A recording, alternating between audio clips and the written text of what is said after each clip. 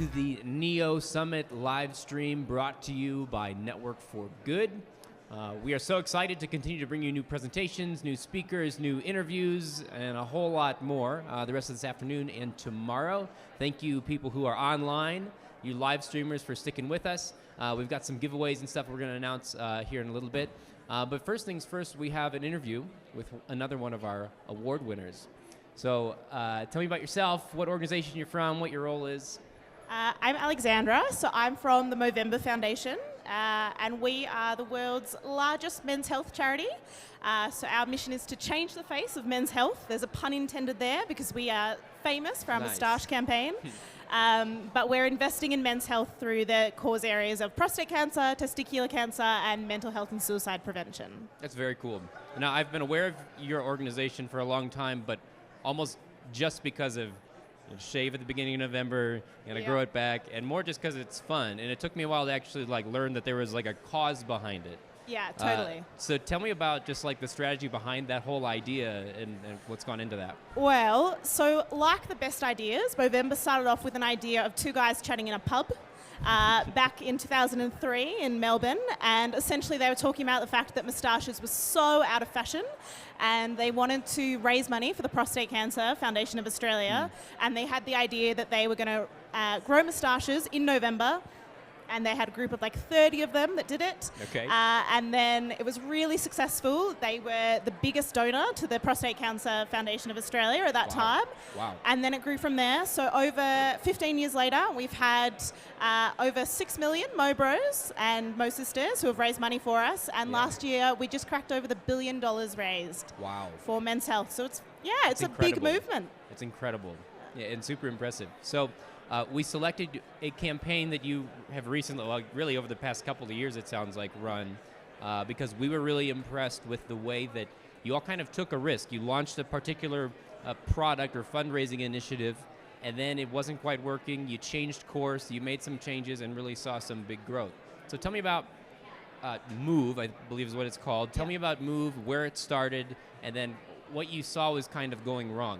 Yeah, so because we are so famous for the moustache, we knew that we wanted to continue to innovate and develop new ways for fundraisers to engage with us and to support the cause.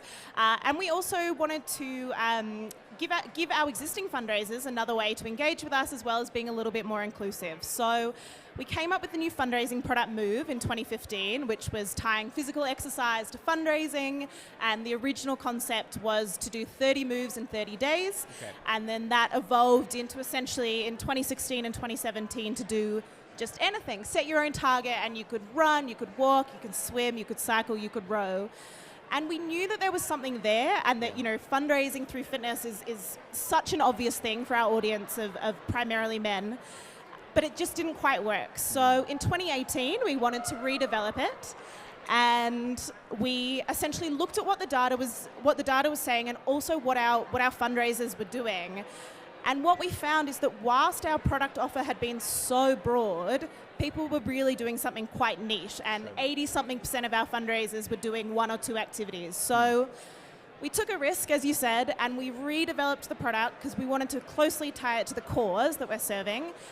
So we redeveloped Move to be asking people to commit to running or walking 60 kilometers or 60 miles across the month of November, and that's 60 kilometers or miles for the 60 men that take their own lives each hour, which is 1 man a minute. So we're asking our fundraisers to make their move for them and to help prevent that. Yeah.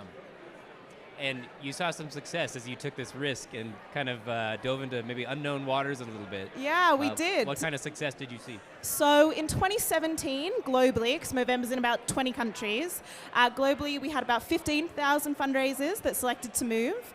And in 2018, after the redevelopment of the process, of the product and some new supporter processes, we had about 65,000 registrations globally. It's incredible. Yeah, it was. Congratulations. It's Thank awesome. you. It's awesome work. No, you were just telling me a little bit that there were some internal challenges, and we come across this a lot. Even when you put something to the test and even have real data to say this is going to work and this thing isn't, it can be hard to kind of shift a mindset when you're already going down a certain path. What was that like in your organization to say the data says we should go a different direction, and start to convince the right people that we need to move. No, well, pun intended. Yes. Yeah, so I mean, it was a little bit counterintuitive at the time, because in fundraising we talk so much about wanting to give our supporters all the options and letting them engage with us in the way that they want to engage with us.